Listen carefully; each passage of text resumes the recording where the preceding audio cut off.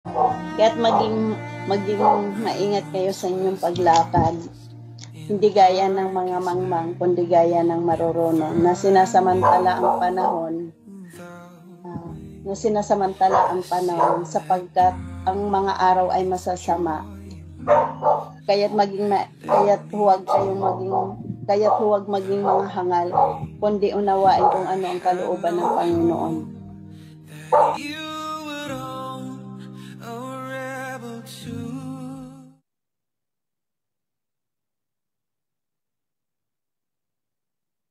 Okay po, thank you. Teka lang po, ano. Kahapon kasi hindi ko pala na live.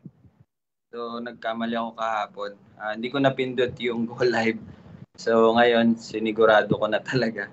So, anyway, good afternoon. So, welcome po sa ating Bible study and pati po sa mga nanonood sa online.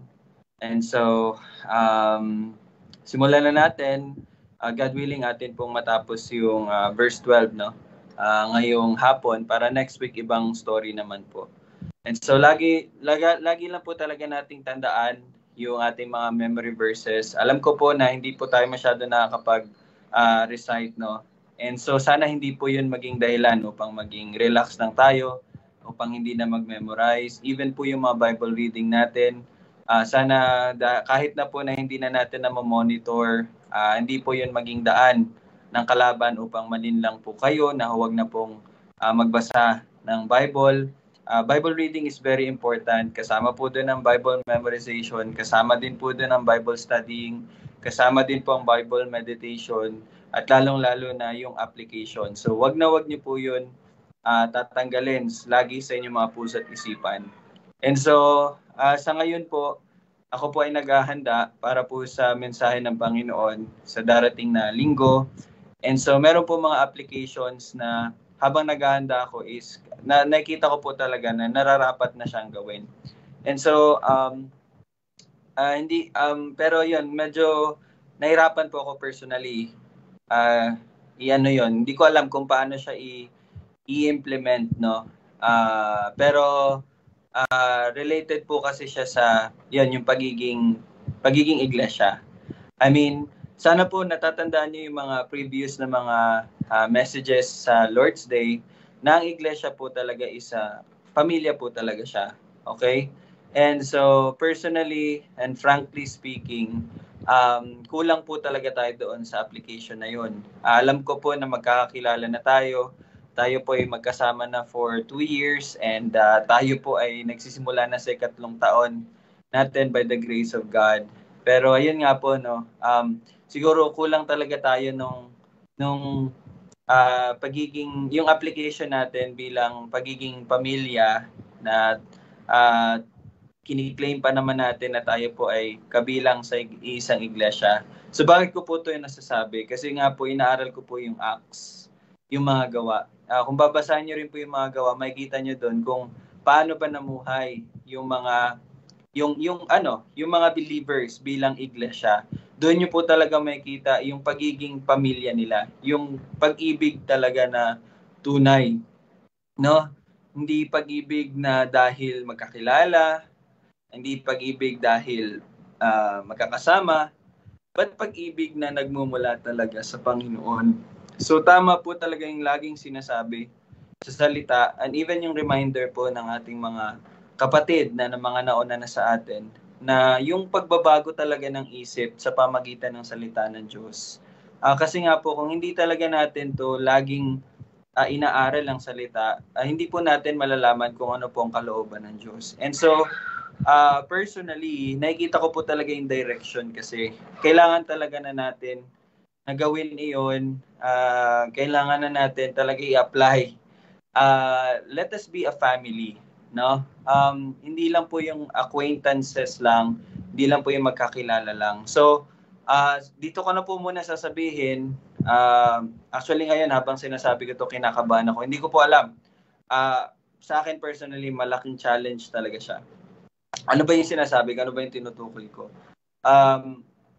Nasa puso ko po ngayon, it's my desire na magkaroon po tayo ng, di ba every first Sunday, meron po tayong tinatawag na breaking of the bread.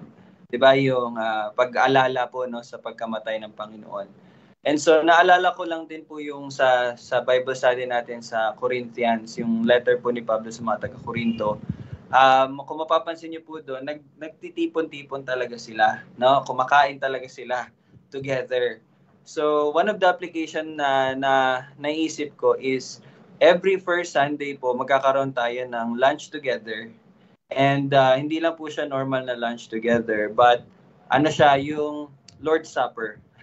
I mean, kahit lunchtime siya, pero Lord's Supper, hapunan, no? Huling hapunan yung inaalala, pero tanghalian kumakain.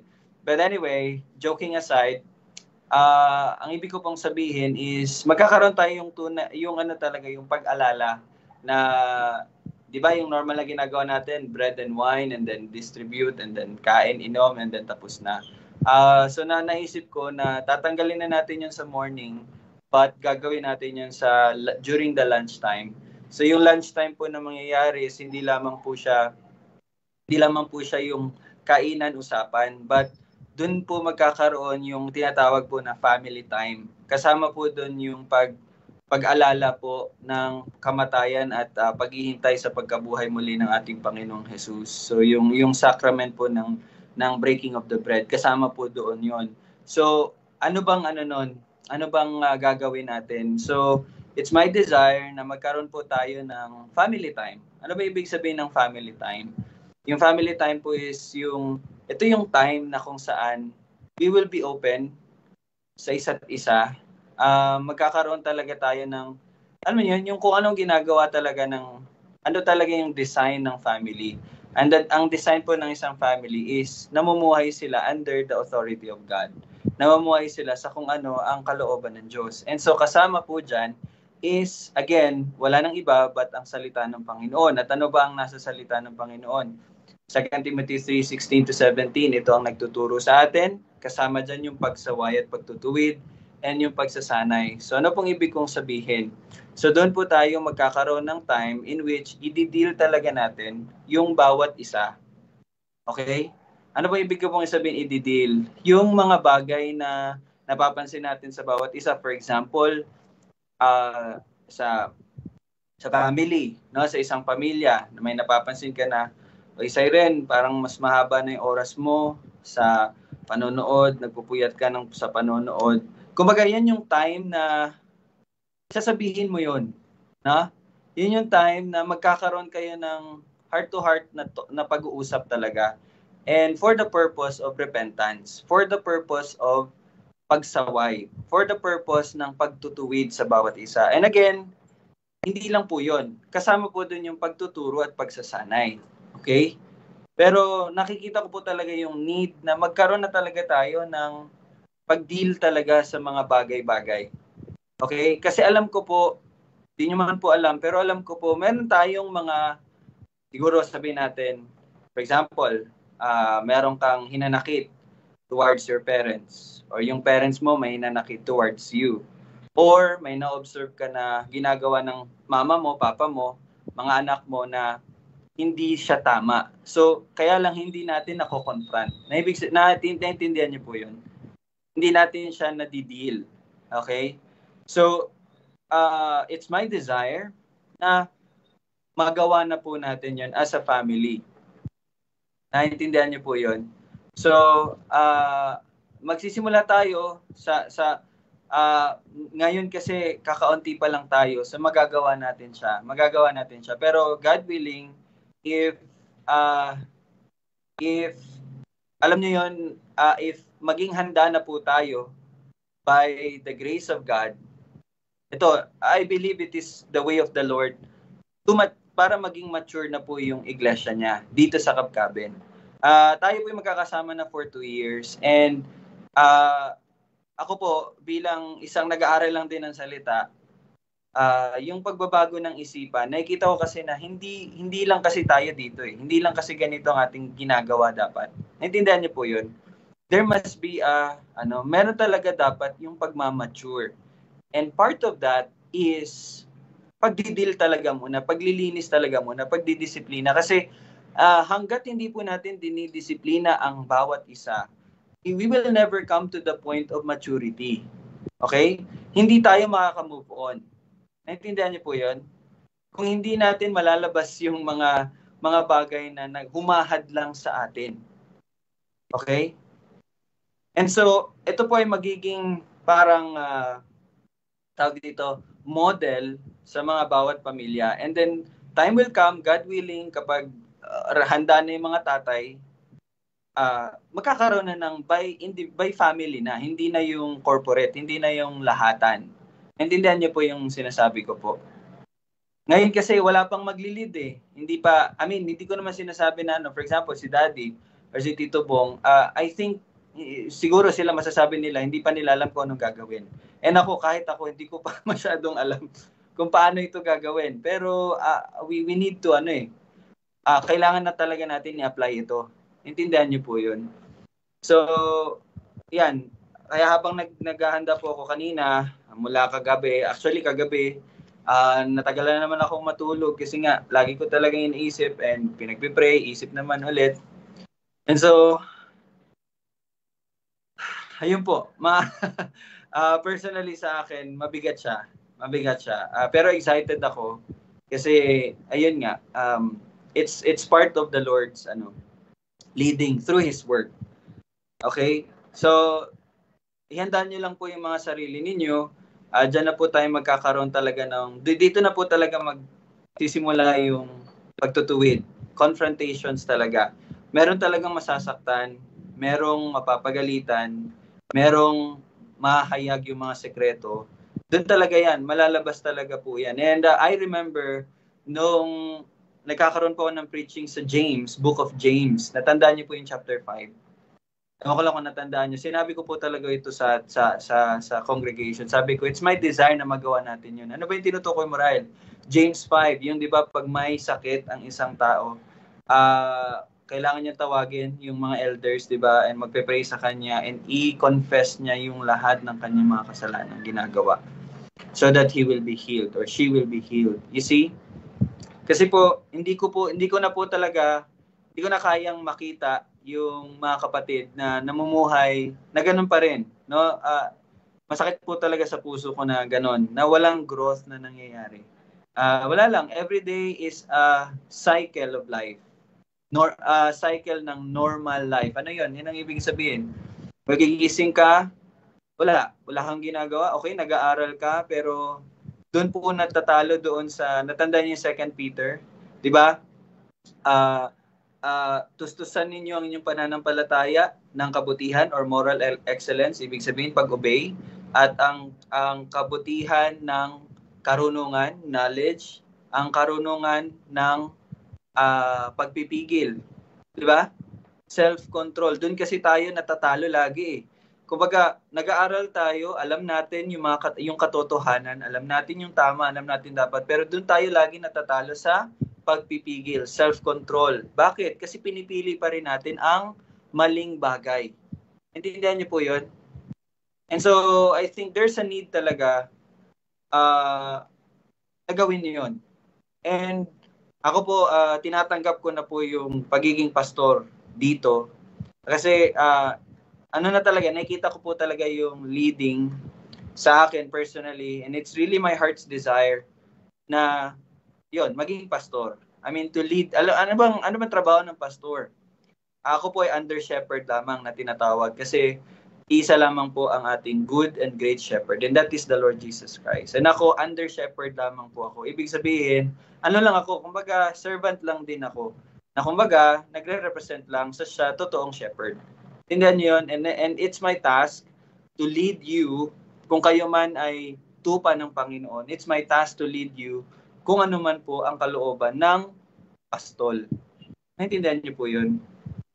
And it's one thing, it's part of it. Confrontation, correction, discipline, teaching, and training. Lahat po yun, kasama po yun.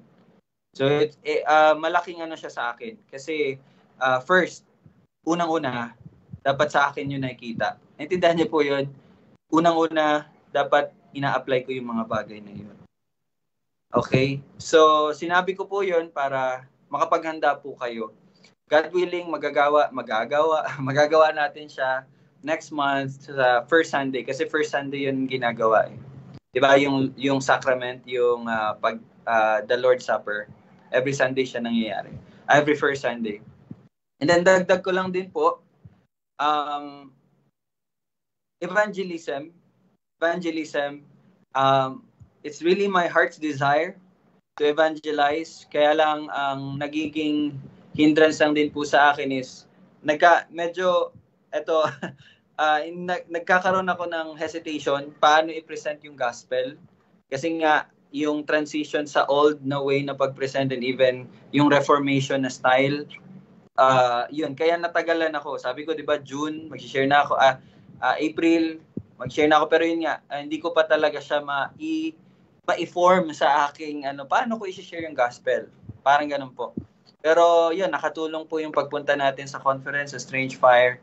And then, habang nakikinig din ako sa mga preaching ng mga kuya natin, and then, so, nakagain ako doon ng confidence and nakagain din ako ng knowledge paano ito ipipresent. And so, ito po mangyayari. Ito, plano pa lang to and nilalatag ko po siya sa inyo para makapaghanda din po kayo. So, ano bang kailangan na paghahanda? Wala na pong iba. Pray to the Lord, study His Word, and obey His will. Yun lang po talaga yon. So, ano po mangyayari, di ba? Every first Sunday, magkakaroon tayo ng family time. Yung breaking of the bread. And then, second, third, and fourth Sunday or fifth Sunday, kung meron man ikalimang Sunday, doon po tayo magkakaroon ng evangelism. So, ganito po yung mangyayari na sa Sunday natin. Pero again, hindi po ito sa pilitan, nasa sa inyo, pero sana makita ninyo as a family, kailangan natin itong gawin. Naintindihan niyo po yon. So maganda po kayo. Habang wala pa, maganda po kayo. Wag po kayong maghintay sa training na gagawin natin, but you yourselves, train yourselves through the Word of God. Okay? So itapon niyo na po yung mga bagay na humahad lang sa inyo. Ako, ang tanging ko lang talagang magagawa is to plead. Ibig sabihin, magmakaawa sa inyo. Pero again, it's the Lord's working in your hearts. Naintindihan niyo po yon. Hindi ako makakapagpabago sa inyo. Again, I'm an under shepherd. I'm just a servant as well. So, pero yun po yung plead ko po sa inyo. Anyway, so, good afternoon. Welcome po sa ating Bible study. So, magsisimula po tayo by, again, yung video. Ito, napakaganda pong part ulit. Papatuloy ko lang, no? Share ko po yung screen ko.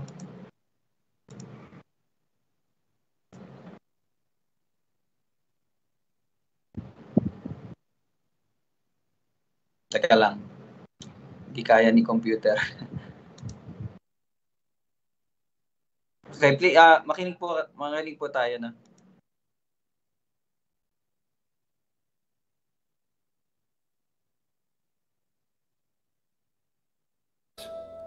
Also, to have Sunday school for children that primarily paints pictures of Noah's Ark is ridiculous. And if that makes you mad, then repent and follow me on this. Do you know why Noah's Ark is important? Oh, because all the animals got saved. No, because it's a type of Christ. Everything's important because it points to Him. This book is about pointing everyone to Christ. But here's the amazing thing. You say, yes. You look at your 6-year-old and say, okay, read Romans 1:1. What I'm trying to tell you is the scriptures for your children. Don't keep the scriptures from your children. And don't just give them little stories that have nothing to do with Jesus. Because all the stories have something to do with Jesus. Teach them the story of redemption every time you open your mouth and give them the scriptures. That's what catechisms are about. That's the way children were taught. Learn theology, learn doctrine, learn those verses. The Prove It To Me catechism. Why did God make you? He made me for His own glory. Prove it. Give your children the scriptures. So here, the scriptures are adequate to bring a child to Christ. And the scriptures are adequate to train a man to be the most mature and capable expositor of the scriptures on the planet. Almost. Okay, so ano po yung first part? Lahat po ng nasa Bible ay importante. Bakit? Anong sabi dyan ni Paul Washer? Lahat po ng story na yon points to Christ. Lahat po na ngayon, ang tinuturo po ay si Kristo. Ang Kristo. Okay, and then may nabanggit po doon. Wait lang, bakit parang doon? Okay, and then may nabanggit po doon, no? Narinig niyo pa ako? Okay, and then may nabanggit po doon, yung mga parents daw, ituruan ninyo ang inyong mga anak ng salita ng Panginoon sa every time na ibubukan nyo po yung mga bibig ninyo, ituro nyo po sa kanila ang salita ng Diyos. Okay? Wag po, 'di ba sabi ni Paul Washer, wag po tayong, 'di ba kasi ito yung maling pag-iisip ng tao eh. Pag bata hindi nila maintindihan 'yan. So kailangan natin gawan ng mga, alam niyo 'yon, mga palamuti, gawa tayo ng story para maintindihan nila. No. 'Yun pala ay maling pag-iisip. Ang scriptures, yung Bible itself ay ano ba yung adequate sa Tagalog? Sapat na upang turuan ang bata na makilala nila ang Panginoon. And sabi din ni Paul Washer, the same book, the same Bible ay sapat na upang turuan at sanayin ng isang man, no? Tayo, hindi lang po lalaki but babae, upang mamuhay, 'di ba? Sa kalooban ng Panginoon. So, ito po, mga nanay, mga tatay, again, this is another rebuke, okay? Pagtutuwid, pagsasaway, or reminder sa inyo. Ituro nyo po ang salita ng Panginoon sa mga anak ninyo. Ituro ninyo yun. Wag nyo po silang i-train ng katulad ng kung ano yung kinagisnan ninyo. Cellphone, mobile phones, no. Mali po yun, yung bata pa lang, ibibigay mo na yung cellphone, ititrain mo na sa ganung bagay. Mali po yun. Nagkakamali po tayo doon. You see? Kaya din, mga ate, mga kuya, maging example din kayo sa mga bata. Kasi, di ba, ano naman, hindi nga inaano ng cellphone ng tatay ng nanay, yung mga ate kuya naman, nagpupuyat sa cellphone, wala pa rin. Hindi kayo nagiging example. You see? Okay, patuloy po tayo. 3 decades, and it has been sometimes 10 hours a day. And I can tell you this, that if you gave me 85 years and the greatest library in the world and only gave me John 3:16, I would not even scratch the surface of that verse. That's how profound it is. You will be in 1,000 eternities in heaven, and at the end of that, you will not even have reached the foothills of understanding the gospel of Jesus Christ. But then, if you want to train a man to be the greatest... Okay, iano ko lang po yung sinabi ni Paul Washer. Sabi niya, kahit yung John 3:16, hindi niya yon matatapos kahit sa habang buhay ng kanyang buhay. Intindihan niya po yung sinabi niya. Sabi niya, that is how profound it is. Ano ba yung profound? Ganun kalawak, ganun kamalaman, ganun kalawak, ganun kaganda, ganun kadakila, ganun ka-glorious. Even just John 3:16. Kaya sabi niya, bigyan mo ko ng 85 years at bigyan mo ko ng malalawak na library. Hindi yun sapat upang makita yung full na, yung kabuuan ng kaluwalhatian, even kahit yung John 3:16 lang. Anong pinapakita dito ni Paul Washer? Nag-exaggerate ba siya? Hindi, that is true. Kaya sabi niya nga, siya rin ang nagsabi, narinig ko rin sa preaching niya, sabi niya na even kapag tayo nandun na sa kaharian ng Panginoon, di ba for eternity yon, pero kahit doon, yung pinakadulo lang ng kanyang, sabihin natin, di ba, imagine niyo lang, for example lang, merong robe, yung mga hari, di ba, may robe. Ano ba yung robe? Kapa? Kopa ba yan? Kapa? Cape. Basta yun, robe, no? Kahit yung kaduluduluhan lang nung robe na yon, for eternity, hindi natin yun mahabol. Pasensya na sa Tagalog, ang hirap i-explain sa Tagalog. Intindihan niyo po, ganun po ka, basta ganun ka ano ang Panginoon.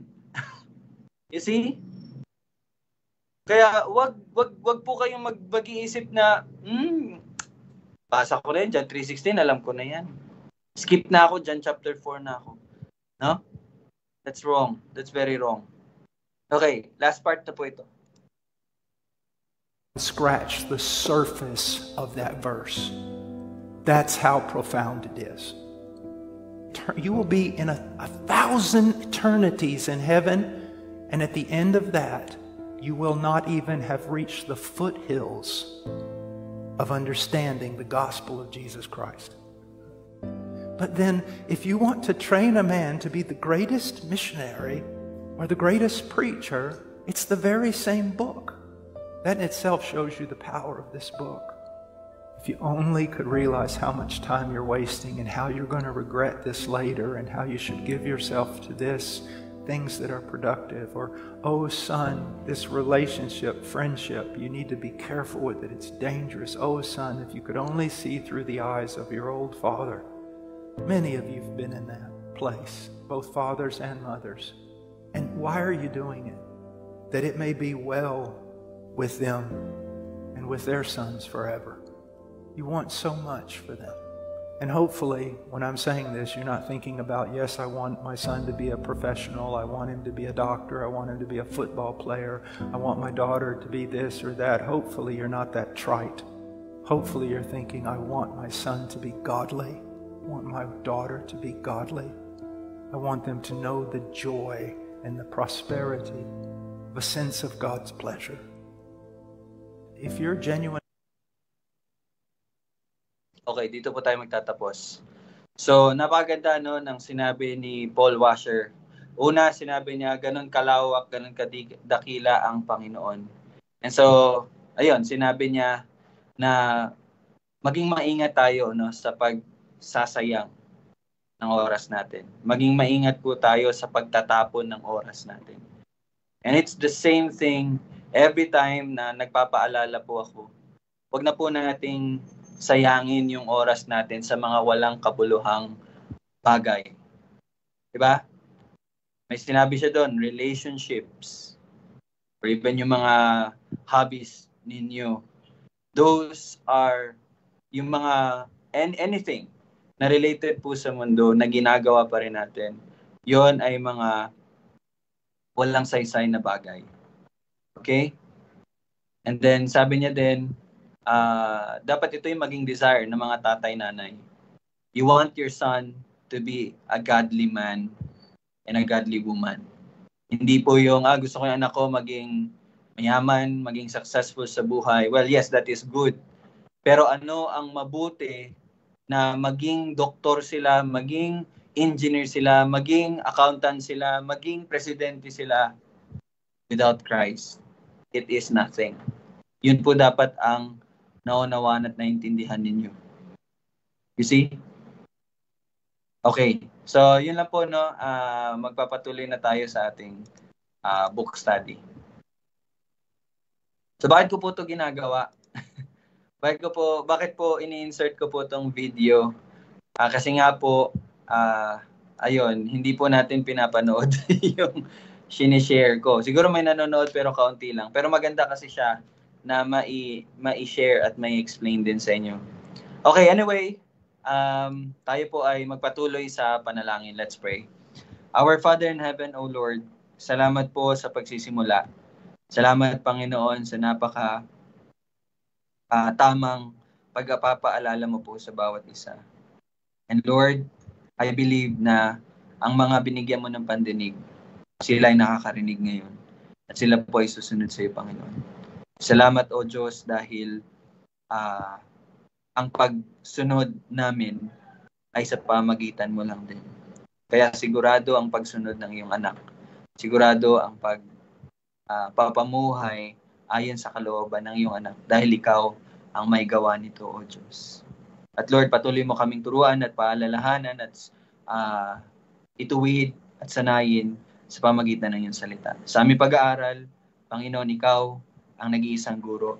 Turuan mo kami ang banal na Espiritu na siyang magpapaliwanag nitong lahat ng ito. Purihin ka, O Diyos, ito aming panalangin sa ngalan ni Jesus. Amen. Okay, so patuloy po tayo sa John chapter 2. So let's go and jump to verse 3. Punta po tayo sa verse 3. Nasa verse 3 na po kayo.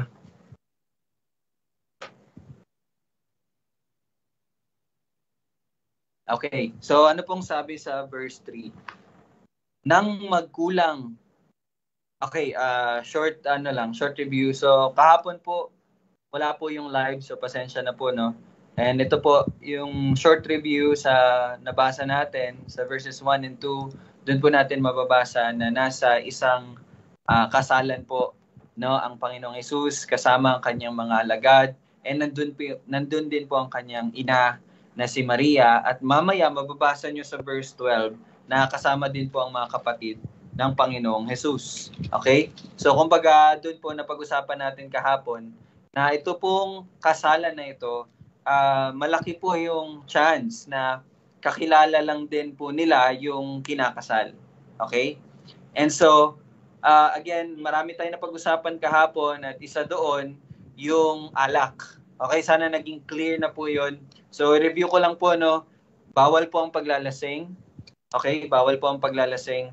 At kung ito po yung gagamitin yung verse na pwedeng uminom dahil ito sa time na ito, alak yung kanilang iniinom. Well, kung titingnan po natin sa old times, sa panahon nila, hindi po pure na alak ang iniinom nila. Bagkus, dahil po wala po silang panlinis ng tubig at wala din po silang refrigerator, so yung alak talaga mag-ferment siya in which magke-create siya ng, yun nga, yung effect na parang makakalasing siya or something. And so yung tubig din, dahil walang pang-purify, so ang pinang-purify po nila yung alak. So ito pong alak na binabanggit dito is not pure na alak, but ito po ay may halong tubig. So ano po yung ratio? Isang baso ng alak or basta 1 point ng alak is 10 point ng tubig. Or 7, 10, 9, 8 hanggang 3. Okay? So yun po yung halo niyan. So it is not pure alak. Okay? Hindi po nagpo-promote ng pag-inom ang salita ng Panginoon. It is wrong. Okay? It is wrong. So okay. Yun po. Tapos na po tayo dyan. Ngayon, sabi ni Maria, nang magkulang ng alak, sinabi ng ina ni Jesus, so si Maria sa kanya, wala silang alak. Okay? Wala silang alak. So bakit po ito nasabi ni Maria? Isa po sa mga possible na dahilan is, yun nga po, isang kahihiyan para sa mga kinakasal na sila po'y maubusan ng pagkain or ng inumin. Kaya makita natin dito yung concern ni Maria. So it's possible daw na isa sa mga organizer is or relative siguro nung kinakasal sila Maria. Kaya ganoon na lang din po ka concern si Maria, no? Dito sa nangyayari. So sabi niya kay Jesus, wala silang alak. Now tingnan natin yung sinabi niya, wala silang alak. And then kung mapapansin niyo po sa verse 4, ang tugon po ng Panginoong Hesus, babae. Hindi niya po sinabi na ina. Ang sinabi niya, babae. So bakit? Bakit ganito na yung sinasabi ng Panginoong Hesus? Okay? Kasi kung matatandaan niyo po, natapos na po ang pagbabautismo sa Panginoong Hesus dito. Tama po, di ba? Natapos na din po ang pagtutukso sa Kanya. Tama? So yung mga bagay po na yon ay necessary po sa pagsisimula ng ministeryo ng Panginoong Hesus. Ibig sabihin po, nagsisimula na po ang Panginoong Hesus dito sa Kanyang tunay na gawain. Ay, hindi ko po sinasabing tunay na gawain. I mean, yung main event. Parang main event po ng Kanyang dahilan ng pagparito sa mundong ito. Nagsimula na siya. And so, ang pagtawag po ng Panginoong Hesus kay Maria na babae is pagpapakita ng pag-distance niya na. Okay? Kumbaga dati, siguro, ina, nanay, ang tinatawag ng Panginoong Hesus for the last 30 years. Okay? Kumbaga, makita nyo po doon, although wala po tayong mga ibang nabasa patungkol dyan, Pero yun nga po, dito natin makita na ito na po yung pagsisimula na po ng pag-separate ng Panginoon. Na kumbaga, sabi nga ni John MacArthur, medyo radical or medyo straightforward yung pagkasabi ni Dr. John MacArthur. Sabi niya, sa commentary lang po ni Dr. John MacArthur sa kanyang preaching, sabi niya, I am no longer your son. But, ano lang to ni John MacArthur, parang binibigyan niya lang ng parang picture para ma-picture out natin. But ito tayo yung time na parang pagsasabi ng Panginoong Jesus kay Maria na tapos na yung pagiging nanay mo sa akin. Tapos na. Ngayon is ang akin ang ginagawa ay kung ano na, lagi naman. Pero kumbaga ito na talaga yung paggawa ng Panginoong Jesus sa kung ano yung itinakda ng Panginoon, ng Diyos Ama sa Kanya. Okay? Naintindihan niyo po? Hindi po ito pagpapakita ng disrespect. Okay? Kasi kung mababasa niyo po sa time na mamamatay na po ang Panginoong Jesus, anong sinabi niya kay Maria? Sabi niya, babae. Ganun pa rin. Ginamit niya the same word, babae. Hindi ko lang matandaan yung exact word, pero ang sinabi niya, si John, the apostle na yung parang mag-iingat sa kanya, yung magbabantay sa kanya. And ang ginamit niya rin na word is babae. So, makikita niyo doon, hindi po ito pagpapakita ng pagkawalang respeto ng Panginoon kay Maria. Okay? But, pinapakita dito na, ito na, kumbaga, ang tanging, ngayon, no, at this point of time, ang tanging hangarin lang talaga ng Panginoong Hesus ay ang gawin ang kalooban ng kanyang Ama. Naintindihan niyo po yon? Now, ito po yung tugon ng Panginoong Hesus. So, kung babalik tayo sa verse 3, makita niyo po dyan, wala naman pong sinabing request si Maria. Diba? Wala pong sinabi si Maria na gawin mo to, gawin mo yan. But actually, si Maria po ay nag-inform lamang. Nagbigay lamang siya ng impormasyon. Sabi niya, wala silang alak or wala na silang alak. Intindihan niyo po yun? Okay? Now, ang tanong, bakit naman ito sinabi ni Maria? Diba? Bakit naman ito sinabi ni Maria? So it's possible, again, it's possibilities lang po ito mga sinasabi ko. It's possible kasi na, di ba, wala na po dito si Pedro. Di ba, mapapansin nyo, ay Pedro, wala na po dito si Jose. Okay? Wala na po dito si Jose. So it's possible na patay na po si Jose during this time. Okay? Wala na po. Wala na tayong mababasa na kasama nila si Jose. So it's possible na namatay na po si Jose sa panahon na ito.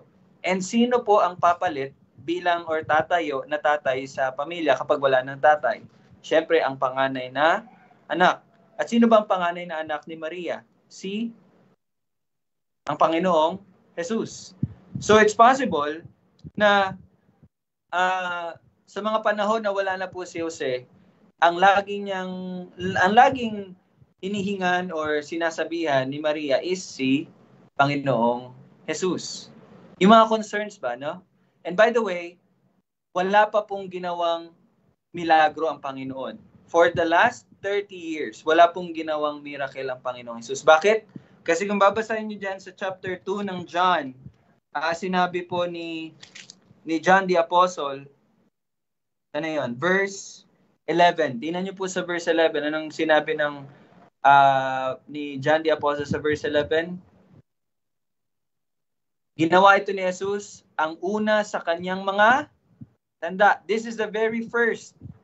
Okay? Ito yung pinakaunang miracle na ginawa ng Panginoong Jesus. So, ibig sabihin, for the last 30 years, hindi pa po gumawa ng miracles si Maria. So, it's possible na yung pagsabi po ni Maria na wala na silang alak is purely, parang hindi siya nag-expect na gumawa ka ng miracle. Naintindihan nyo? Kumbaga, parang natural na nangyayari sa kanila over the past 20 or 15 years. Na kumbaga, anak, parang ganito, yung mga nanay, di ba? Gab, wala ng toyo. Gab, wala ng suka. Gab, wala ng asin. Yung immediate ba na, sino yung inuutusan mo kapag may mga bagay na mga ganito nangyayari? Naintindihan niyo yan? Di ba? It's parang, normal sa isang nanay. Okay? Kaya lang, ang nagpa-ano kasi dito, yung tugon kasi ng Panginoong Hesus. Kaya akala natin, Mary is, nag-i-expect ng miracle. Now, one of the possibility, teka lang Dad, isa din po sa posibilidad, one of the possibility is, naghahangad nga ng miracle si Maria. Bakit naman? Ano naman yung point na yon? Kasi nga, dito po, kasama na ng Panginoong Hesus ang kanyang mga alagad. Okay? And alam ni Maria na nagsisimula na sa ministeryo ang Panginoong Hesus. So it's possible na iniisip ni Maria na siguro ito na yung time na may gagawin tong anak ko. Kasi alam niya kung babalikin natin sa Luke chapter 1, Luke chapter 1, may kita niyo doon na alam ni Maria na ang Panginoong Hesus ay nagmula sa Diyos. Di ba matatandaan yung mga verses na sinasabi, at tinago ba yun? At inano ito sa puso ni Maria. Natatandaan yung mga verse na yun? May mga verse na ganun eh. Hindi ko lang maalala yung exact word. Tinago ba? Or, alam niyo yung cherish? Itinanim niya ito sa puso. So, anong pinapakita nun? Ibig sabihin, Maria is very aware kung sino ang Panginoong Hesus. He is very aware of that. Okay? So, yan po yung dalawang possibilities na ipepresent ko po sa inyo. It's possible na normal lang yung pagsabi niya. And it's also possible na parang nag-i-expect siya na, okay, anak, gumawa ka na, ito na yung time mo na gumawa ng miracle kasi ganyan-ganyan. Pero, ang blind spot lang nun is that, bakit miracle lang ina-expect ni Maria? Wala pang ginawang miracle ang Panginoong Hesus. Di po ba? Okay, sige Dad, ikaw muna. Baka makaano tayo dyan. Hindi. No. Juan, pinapakita lang dito na si Maria is may kumbaga nananalig ba? Alam niya na ang Panginoon, kahit hindi man niya diretsahan sabihin na gumawa ka ng ganun. Ibig sabihin, buo yung pananalig niya na kay Jesus may magagawang solusyon. Kumbaga may ganun ba? Yung kumbaga yung yung pananalig niya ba na inaano niya ng sa kay Jesus na sa kanya may magagawang solusyon o milagro, parang ganun lang. Okay, well, thank you Dad sa pag-supply. Well, I would agree. Actually, I think related siya sa sinabi ko kanina. And I think ngayon medyo, sa akin personally, mas magsaside ako doon sa sinabi ni Maria ito bilang normal na ina at anak. Bakit? Yung nga po yung sinabi ni Daddy kanina. Pag nandun yung trust ni Maria sa Panginoong Hesus na magagawa niya ng solusyon yung mga bagay-bagay. Pero I would submit to you na more on the physical things ito. Okay? Kumbaga, yun nga, kasi nga po, di ba, ang Panginoong Hesus, kung matatandaan nyo, ang ending po ng Luke chapter 2 ba yun? Di ba, lumago ang Panginoong Hesus, di ba, yung nag-grow siya in spirit, tapos naging kalugod-lugod siya sa mga tao at sa Diyos, di ba? Ibig sabihin, dun yung makita na parang, siya yung alam niya yung tao, kasi nga perfect din siya eh. Kumbaga, sa lahat ng bagay, kaya niyang gawa ng solusyon. Parang ganon. Okay? Walang bagay na hindi niya kayang gawin. Pero in a limited and material sense or physical sense. Naintindihan niyo po? Kasi nga, wala pa siyang ginawang miracle. So siguro, naisip na Maria, wala na silang, kahit hindi na sinabi na anong gagawin, wala na silang alak. Kumbaga, parang ina-expect niya na may solusyon to si Kasi sa experience niya sa 30 years, wala na tayong nakakagawa. 'Di ba? Kasi nga ang Panginoong Hesus, he's a perfect man. Hindi siya katulad natin. So, his knowledge at yung intelihensya ng Panginoon is way beyond us. Okay? Naintindihan niyo po 'yon? Now, here's the thing. Verse 3, I would submit siya, more on normal and physical lang talaga na parang pagsasabi. Okay? And anong nangyari sa verse 4? Gaya nga po ng sabi ko, ang hint natin is yung babae. The word na babae, woman, is nagpapakita ng separation na ng Panginoong Jesus, ng bilang pagiging anak na tao. Parang ganun po, kay Maria. Okay? And tingnan niyo po yung naging kasunod na sinabi niya, anong kinalaman niyon sa akin at sa iyo? Anong ibig niyang sabihin dito? Ang ibig sabihin lang po nito is, hindi iyan ang pinunta ko rito. Intindihan niyo? Hindi iyan ang pinunta ko dito. But ang pinunta ko dito is gawin ang kalooban ng aking Ama. And then kung babalikin niyo po sa temptation na nangyari sa ilang, anong sinabi ni Satanas? Gawin mo itong bato na tinapay. And again, there's nothing wrong. Walang mali po na gawing bato ng Panginoong Hesus ang tinapay. Pero bakit sinabi ng Panginoong Hesus ang tao ay hindi lamang namumuhay sa tinapay, kundi sa bawat salita ng Panginoon? Anong ibig sabihin nun? Sana natatandaan nyo. Anong ibig sabihin nun? Anong ibig sabihin nun? Ibig sabihin nun, yung verse na ang tao ay hindi nabubuhay sa tinapay lamang kundi sa bawat salita ng Panginoon. Anong ibig sabihin po nun? Hello? Ay? Di ba? Ang ibig sabihin po nun, ang tao ay... sige. Ang tao ay nabubuhay ayon sa kalooban ng Diyos. Yun ang buhay ng tao, nabubuhay ka ayon sa kalooban ng Diyos. So kung sasabihin mo sa akin na gawin kong tinapay yung bato, again, kaya ko yung gawin, walang mali dyan. Kaya lang, hindi yan ang direction or instruction ng Ama sa akin. Bakit ko yan gagawin? Naintindihan niyo po yun? So, it's the same thing na nangyari dito sa verse 4. Anong kinalaman yun sa akin? It is not under the direction of my Father. Hindi ito ayon sa utos ng aking Ama. Diba sabi ko nga po, nag-distance na siya eh. Kumbaga, ito na yung time na pagsisimula na ng paggawa niya at pagtapos niya ng itinalaga ng Ama sa kanya, na gawin niya. Naintindihan niyo po yan mga kapatid? You see, kaya yun po ang naging tugon ng Panginoong Hesus. Now, bakit ko po ito sinasabi sa inyo? Kasi, although sa verse 4, sinabi niya, anong kinalaman niya sa akin? Pero tingnan niyo po, anong nangyari sa verse 6? Anong nangyari sa verse 7? Diba? Anong nangyari sa verse 7? Ginawa niya. Diba? Okay? Pero, dito niyo makita yung kaibahan ng kanyang ginawa. Hindi siya, again, wala naman po request si Maria.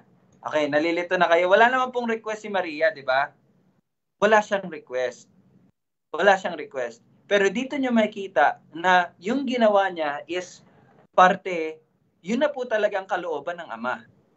You see, bakit?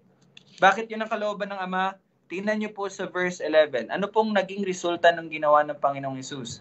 And you know what? Sa lahat ng ginagawa ng Ama, this is the goal. Ano? At sumampalataya sa kanyang mga alagad. That's the goal. Lahat ng ginagawa ng Ama is for the salvation of His people. Naintindihan niyo po yun. So yung ginawa ng Panginoong Hesus na paggawa ng yung tubig na naging alak is the will of God. Kasi the result is nanampalataya ang kanyang mga alagad. And that is the will of God. Diba? So okay, babalik po ako sa verse 3. Verse 4, sorry. At tingnan niyo po, ang aking oras ay hindi pa dumating. So ito yung nagbibigay sa atin ng hint na kung ano yung tinutukoy ng Panginoong Hesus nang sinabi niya, babae, anong kinalaman niyan sa akin? Ang aking oras ay hindi pa dumating. Anong ibig niyang sabihin dito? Now, kung ikaw po ay nagbabasa ng gospel books, and then nasa chapter 2 ka pa lang, hindi mo pa, kumbaga, ano ka pa lang, starter ka pa lang, kung mababasa mo itong, ang aking oras ay hindi pa dumating, hindi mo alam kung anong ibig sabihin nito. Tama? Pero tayo, nakapagbasa na tayo, I suppose, alam niyo na po anong ibig sabihin ng sinabi ng Panginoon, ang aking oras ay hindi pa dumating. Anong ibig sabihin nito? Sana naman nag-aral na kayo. Ilang beses na ako nag-remind sa inyo this week. Sana naman binigyan nyo na ng oras. Anong ibig sabihin po nito? Sige. Pinapakita dito, no, na ang mission ng ating Panginoon, siya ay susunod sa kung ano man ang kalooban ng Ama. Ibig sabihin, meron siyang divine schedule. Parang meron siyang na kung kailan dapat gawin. Kumbaga meron siyang sinusunod sa yun nga, ang kalooban ng Ama, at meron yung time, eksaktong panahon. Parang ganun. Right time, Bani. Right time. Right Okay. time. Yes. Tama po yun. There's a right time na gagawin niya na po yung kalooban ng Ama. So tama po yun. Pero that's a general answer. Pero ano po ba yung specific na tinutukoy niya dito na ang aking oras na hindi pa dumadating? Di ba? Malalaman po natin yan kung babasahin po natin yung buong gospel. I mean, yung pagsulat ni John. You see, kaya ang reading is very important. Ano ba tinutukoy niya dito? Ang aking oras hindi pa dumating. Ito po ay ang lagi niyang sinasabi patungkol po sa kanyang kamatayan. Okay? Patungkol sa kanyang kamatayan. And kung mapapansin niyo po, every time na gumagawa po ang Panginoong Jesus ng mga milagro, nagpapagaling siya, anong sinasabi niya sa mga pinapagaling niya? Huwag niyong sasabihin. Bakit? Hindi pa dumating ang aking oras. Anong connection nun? Kasi nga, hindi pa time na mamatay siya, kaya huwag muna kayong maingay. Kasi kapag ito, nalaman na ng lahat ng tao, alam niya na sa pagdating ng punto na nalaman ito ng maraming tao, mamamatay na siya. Darating na yung pag-uusig sa kanya, darating na yung pagpatay sa kanya. You see? Natindihan niyo po yan, mga kapatid? Kaya nga, pag nag-aral kayo ng salita, wag po kayong umano lang dito sa chapter 2, basahin niyo yung buo para malaman niyo po ano bang ibig sabihin nun. So, kaya nga, yung mga apps po, di ba, na ginagamit natin, tulad nito, isang click mo lang, makita mo na yung mga related verses. Again, inano ko na po ito sa inyo. Yung mga anak, sabi ko, turuan ninyo yung mga tatay, mga nanay ninyo. But anyway, babalik po ako sa So, dito po, makita natin, ang tinutukoy na po talaga ng Panginoong Jesus is yung gawain niya. At ano yon? Ang mamatay. Because, John po, di ba, matatandaan niyo yung, may sinabi po ako sa inyo, ang kanyang kamatayan is ang pagluluwalhati ng Ama sa kanya. You see? Ang kanyang pagkamatayan, kanyang kamatayan ang pagluwalhati ng Ama sa kanya at kanyang pagluwalhati sa Ama. You see? So, dito talaga, ang tinutukoy niya na is gawin. Yun yung sinabi, yung perfect, ito na yung perfect time talaga. Nagsisimula na talaga ang Panginoong Jesus sa paggawa ng kung ano yung tinakda ng Ama sa kanya. Kaya sabi niya, it's not my concern anymore. Parang ganun ang sinasabi niya sa kanyang ina. Anong kinalaman niyan sa akin at sa iyo? Di ba? Ang aking gagawain lamang isang gawin ng kalooban ng Ama. You see? And then, i-refute ko lang po yung Roman Catholics, teaching ng Roman Catholicism, na ito yung ginagamit nila na verse para sabihin na mag-pray kayo kay Mary kasi pag si Mary yung nagsabi kay Jesus Christ, hindi makakatanggi ang Panginoong Jesus. Kasi nga dito makita nyo ginawa niya. Pero kung babasahin nyo na maigi, walang ginawang request si Mary, at even, nirebuke niya si Mary. You see? Very different, di ba? Nirebuke niya si Mary.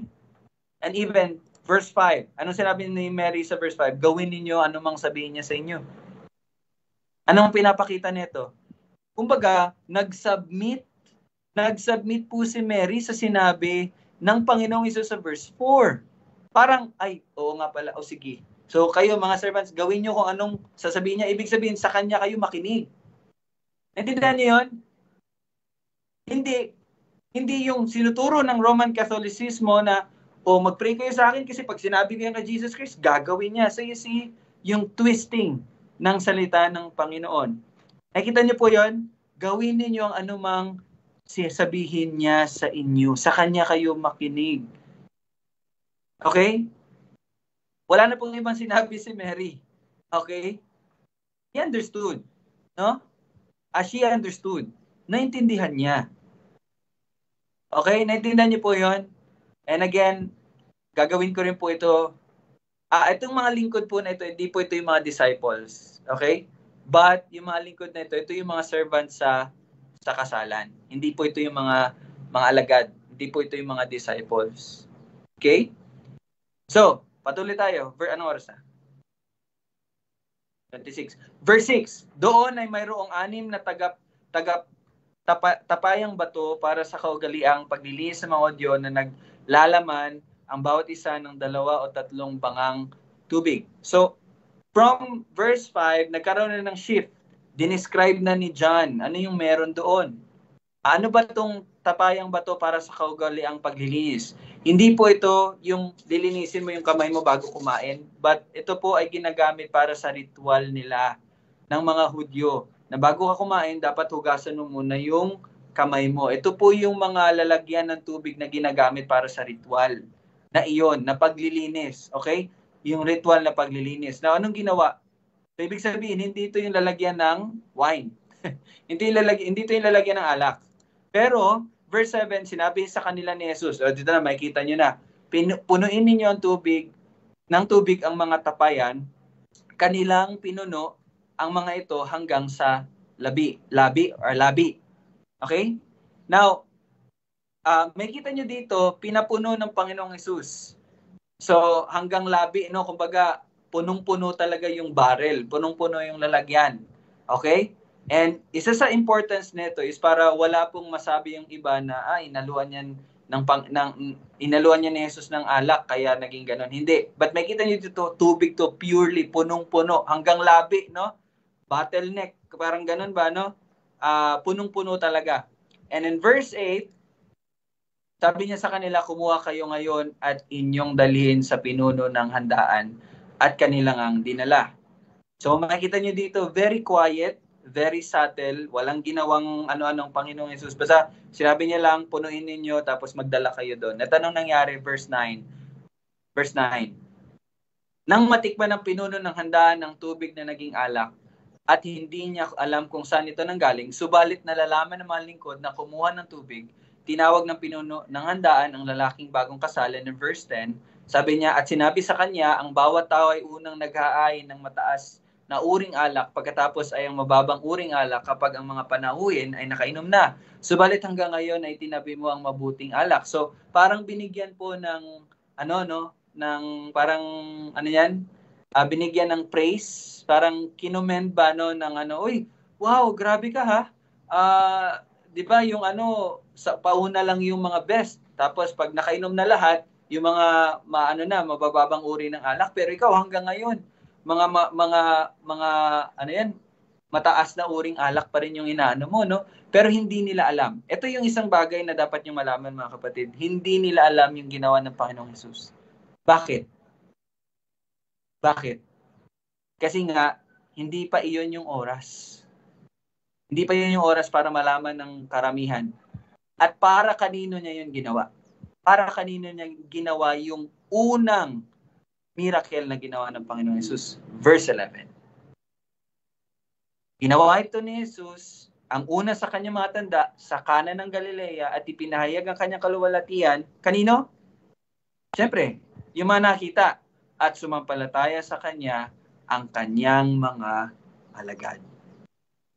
So the purpose bakit niya ginawa yun is hindi siya sumunod kay Maria. But ginawa niya yun kasi nga, it is the Lord's will. Kumbaga makita niyo doon na ito na yung will ng God, kaya niya ginawa yun. Hindi niya yung ginawa dahil, baka magtampo sa akin yung nanay ko. Baka hindi.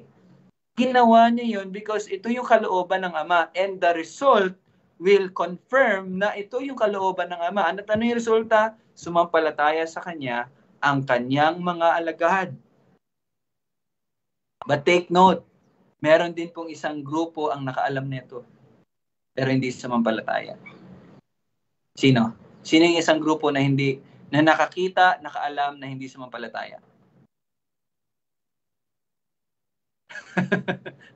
Kaya ayusin nyo talaga yung pagbabasa, no? Ayusin talaga natin.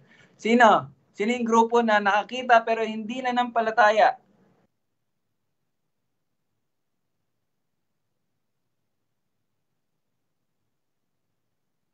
Verse 9. Nang matikman ng pinuno ng handaan ng tubig na naging alak at hindi niya alam kung saan ito nanggaling, so exclude na yung pinuno ng handaan. Subalit, nalaman ng mga lingkod na kumuha ng tubig. Ito yung grupo na nakaalam, nakakita ng miracle na ginawa ng Panginoon Jesus, pero hindi sila sumampalataya. Kaya nga, di ba, sinabi ko kanina yung distinction, yung mga lingkod na sinabi sa verse 7 ay hindi mga alagad yon, hindi yun mga disciples, mga servants yon sa kasalan. Kaya nga sinabi ko yun kanina to give you a hint, to give you a distinction. Naintindihan niyo po yun, mga kapatid? Okay? So ano po pinapakita nito? Ano pinapakita ng verse 11? Doon niyo po talaga makikita. Wala yan sa nakita mo yung miracle ng Panginoon, nakita mo yung kabutihan ng Panginoon, nakita mo yung ano. Hindi, hanggang hindi ito pinapahayag ng Panginoon sa isang tao, they will never believe. They will never see the glory of God. Ang tanging makakita lamang ng kaluwalhatian ng Panginoon ay yung mga pinagkalooban ng Panginoon. Soli Deo Gloria. Glory to God alone. It is His work. You see? Naintindihan niyo po yun? And ganun din po sa atin ang mga nakakinig ngayon. Hindi porket lahat tayo nakakarinig, di ibig sabihin na lahat tayo sumasampalataya. Now, kailangan ko lang po talagang maging frank sa inyo, mga kapatid. Para mabuksan, hindi naman ako, para alam niyo yun, makonfronta talaga kayo. Hindi ibig sabihin na nandito ka, okay ka na. Okay? Tanging ang nakakakita lamang ng kaluwalhatian niya ang sasampalataya sa Kanya. And it is the Lord's working. And paano mo makikita sa sarili mo na ikaw ay pinahayagan ng Panginoon? Paano yun papatunayan ng Panginoon sa iyo na ikaw ay pinagkalooban niya ng pananampalataya? Paano, mga kapatid? Sa pamagitan ng pagsunod mo sa Kanya. If ikaw nakikita mo yung sarili mo na sumusunod sa Kanya, yun ang pagpapatunay ng Panginoon sa iyo na ikaw ay pinagkalooban niya ng pananampalataya at ng kaligtasan. Bakit ko ito nasasabi? Dahil yun ang tinuro at yun ang napag-aralan ko sa salita ng Panginoon. Para saan ba ang good works? So that you will see na yun ay gawa ng Panginoon. Diba? John 3:21. Subalit ang lumalakad sa katotohanan ay lumalapit sa ilaw upang malinaw na mahayag sa kanila na ang kanilang mabubuting gawa ay naaayon sa Diyos. Naintindihan niyo po yun? Nakikita niyo po yun? Mga kapatid, your obedience is God's proof sa iyo na ikaw ay niligtas niya. You see? Verse 12. Last na. 34. Pagkatapos nito ay bumaba siya sa Capernaum. Kasama ang kanyang ina, mga kapatid, at ang kanyang mga alagad, sila'y tumigil doon ng ilang araw. So ito po yung transition natin, mga kapatid. Next week, atin pong aaralin ano ba yung mga nangyari sa Capernaum. You see? Verse 12. Titingnan natin ano yung mga nangyari sa Capernaum. So, again, gaya nga po na sabi ko na nakarang araw, inaano ko pa talaga yung yung chronological na order. So, titingnan ko kung Matthew 4 tayo or Luke 4. Basta mag-look forward lang kayo, no? Isasend ko lang po yung verse na ating aaralin. So bukas po, magkaroon po tayo ng Night of Psalms, Hymns, and Prayers, 7 p.m. po. Okay? So, dito po tayo magtatapos. Naway naging malinaw po yung salita ng Panginoon. At tayo po ay mag-aral. Huwag na po nating sayangin yung mga oras natin. Alam niyo na po yan. Hindi ko na po ulit-ulitin yan. Alam niyo po yung mga bagay na dapat gawin at mga hindi dapat gawin. So, sana, yan. Sumunod po tayo. Let us pray. Panginoon, maraming salamat po sa iyong salita. Maraming salamat, Panginoon, sa pagbibigay ng unawa sa amin. At tunay nga na ito ay isang patotoo na si Jesus ay ang tanging anak mo, aming Ama, at siya ang tagapagligtas. Wala nang ibang makakagawa ng mga bagay nito, kundi ikaw lamang na Diyos. At si Jesus na nakagawa nito ay patunay na siya ay Diyos. Salamat Panginoon sa pananampalatayang ipinagkaloob mo na tunay ngang mamumunga sa pamagitan ng mabubuting gawa, sa pamagitan ng pagsunod ng iyong mga niligtas. Panginoon, patuloy mo pong ingatan, palaguin ang bawat isa para sa ikapupuri na iyong kaluwalhatian. Dami panalangin sa pangalan ni Jesus. Amen. Okay? Thank you po, no? So, see you po bukas 7 p.m. Bye-bye. God bless. Thank you. I-chat mo na lang. Ganda si Mom. I